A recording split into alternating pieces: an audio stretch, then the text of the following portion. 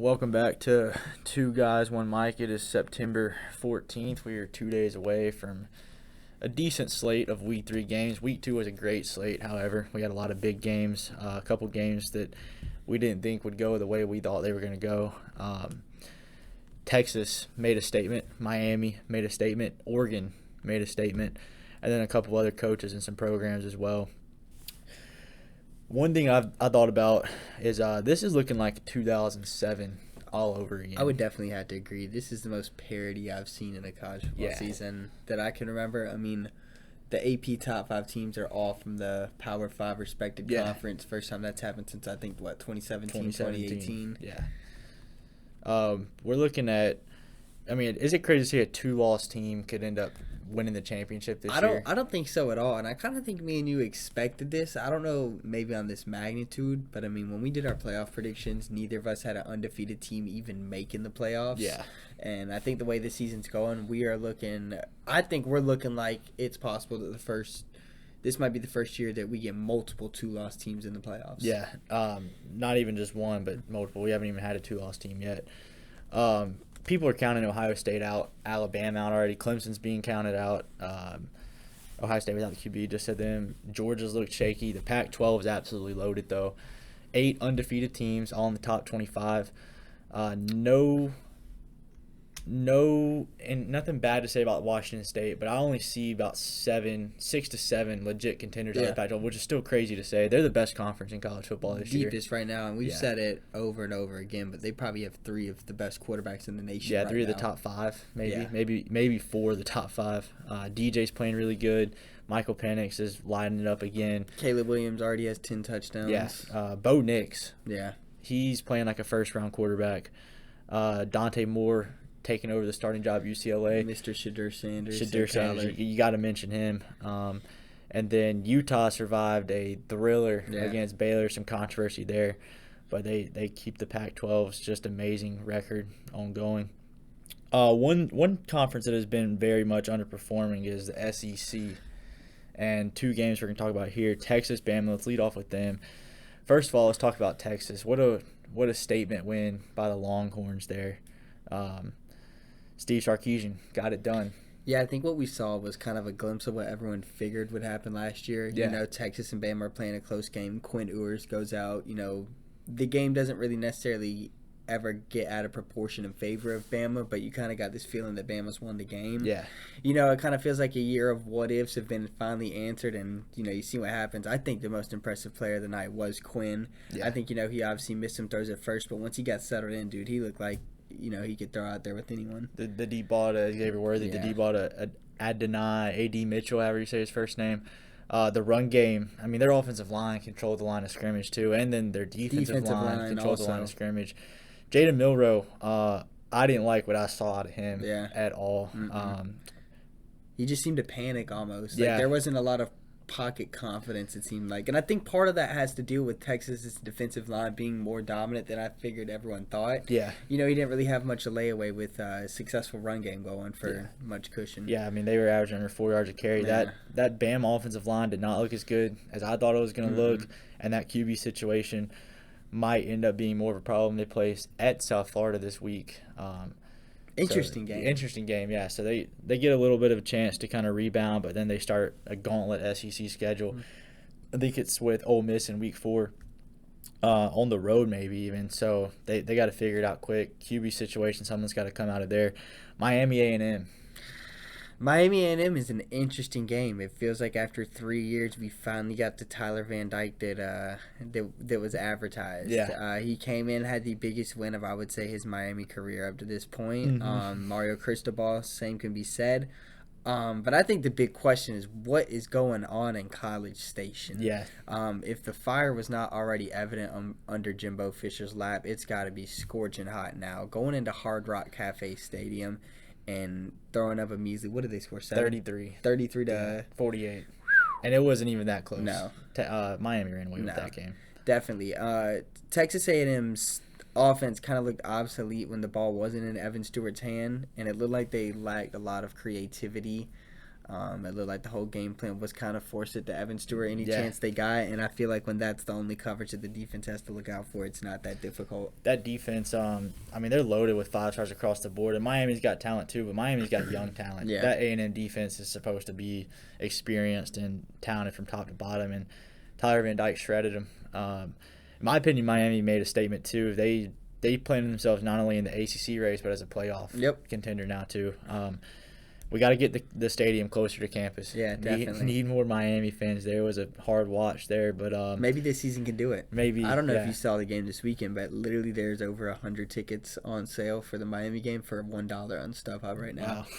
Wow. So yeah. So Miami made a big statement. A&M, Jimbo, he's got to figure it out real quick. Based off of that, I don't know how they win more than 8 games this year. I don't either. That was a really poor showing. SEC West. SEC as a whole, man. I mean, you look at the teams that have really looked dominant. I mean, Georgia's obviously undefeated, but have they looked dominant? No, LSU. Alabama has a loss. LSU has a loss. Yeah. I mean, Carolina lost to North Carolina. I mean, this is a conference that people were coming in and expecting to dog walk. Pretty much everyone respected. Yeah, and they just haven't. No. They got a losing out of conference record. Their wins are Tennessee over Virginia.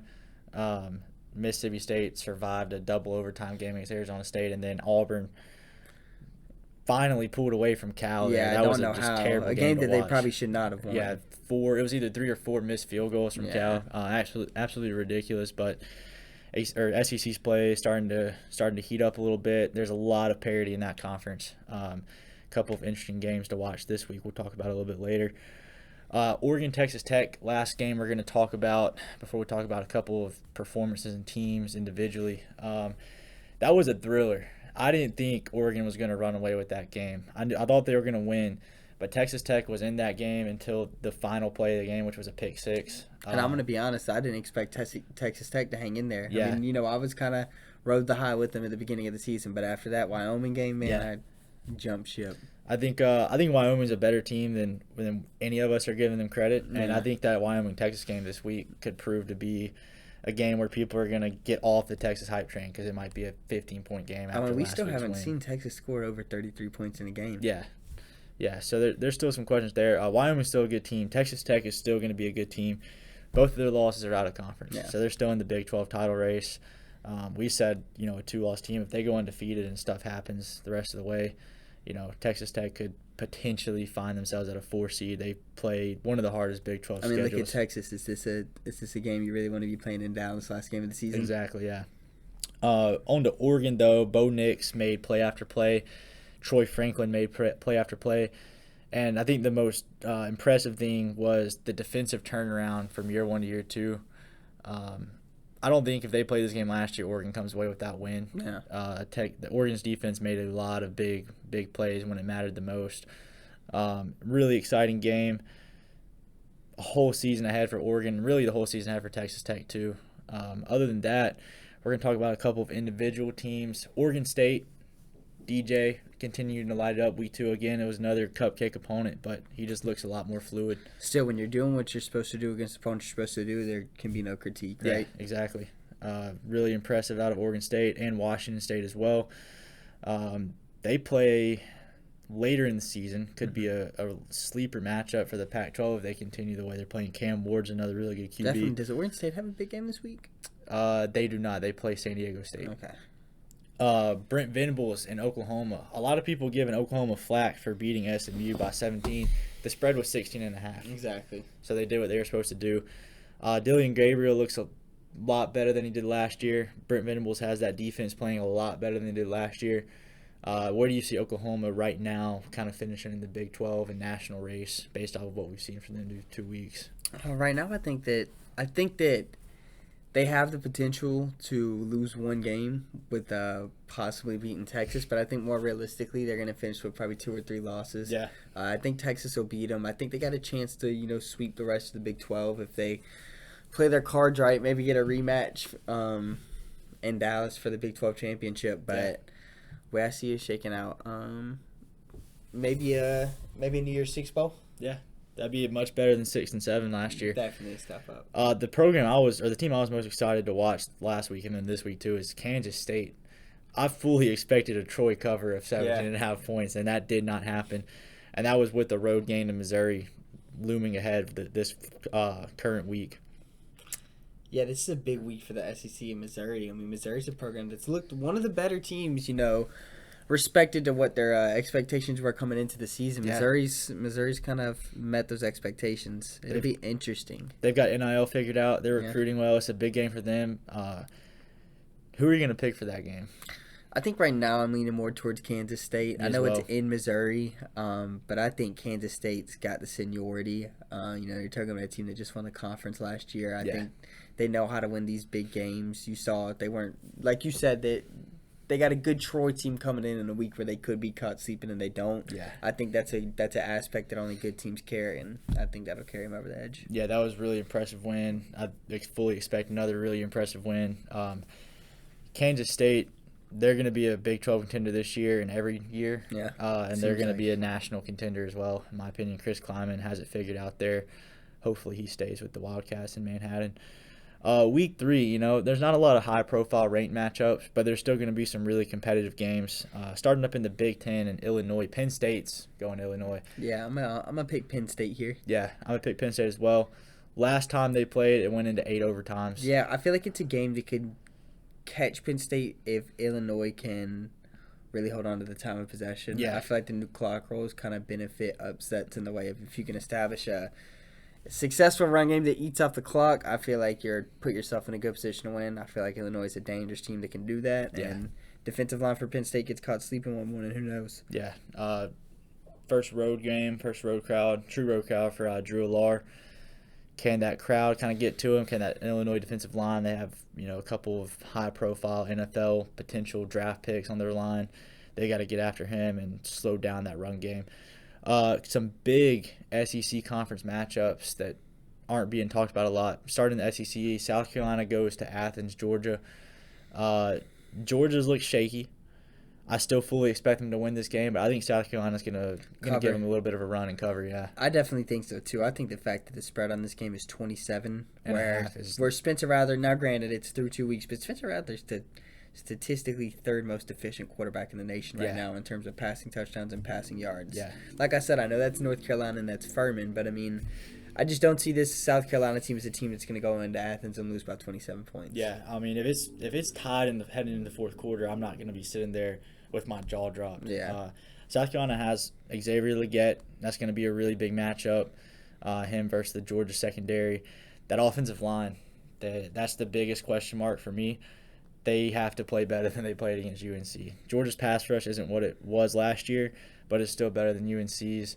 That's the matchup of the game. Can they slow down Georgia's pass rush? And I don't know if you saw this. I believe it was Tonka Hemingway. I'm not really positive, though. This game might be a little bit more heated than most times. Apparently, a reporter asked Tonka Hemingway the loudest stadiums he's played at this year, and he didn't mention Georgia. And Kirby Smart mentioned that, and to the fans, he was like, "Well, Tonka doesn't think we're very loud." So yeah, so I fully expect Sanford Stadium to be loud for that game. SEC West, we have Mississippi State with Will Rogers playing at home against LSU. LSU's in survival mode. Yeah. They can't lose this game. Mississippi State has not passed the ball the way we thought they would, and that's because they just don't throw the ball a lot at all. Will Rogers, the passing yards leader in Mississippi State history, is averaging 190 yards a game right now. So they got to pass the ball more to beat LSU. That secondary is weak enough to where they can exploit that. The spread is 10 right now for LSU. I'm going to pick Mississippi State not only cover but win this game. I'm going to go ahead and pick LSU. Like you said, I really was high on Mississippi State coming into the year, but I thought it was going to be a team led by Will Rogers, and their passing game being kind of shaky. I don't know if they're explosive enough running-wise to beat LSU. Yeah, it's going to be a good game, big game for both teams. A couple of big-time out-of-conference games we have. Minnesota, UNC, two undefeated teams. UNC had a pretty tight game against App State last week. I think they're kind of getting slept on from that. I'm going to pick UNC to win this game. Yeah, I'm going to pick them as well. Minnesota also had a pretty good game last week, if I'm not mistaken, right? They did. And they beat Nebraska week 1. That's right, yeah, they did. So that should be a really good game as well. PJ Fleck, Mac Brown, you got Drake May trying to keep his Heisman season going and fight for a first or number 1 overall pick. Georgia Tech, Ole Miss. This is the most fun matchup of the week, I think. I agree. Two programs that, I would say high profile considering their respective conference. You never really see these teams play each other a lot.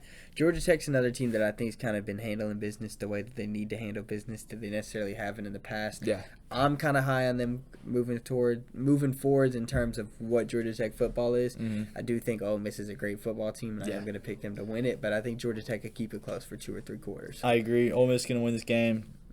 Spread at the start of the week was 20.5. Yeah. Georgia Tech's going to cover that. Definitely. Washington, Michigan State.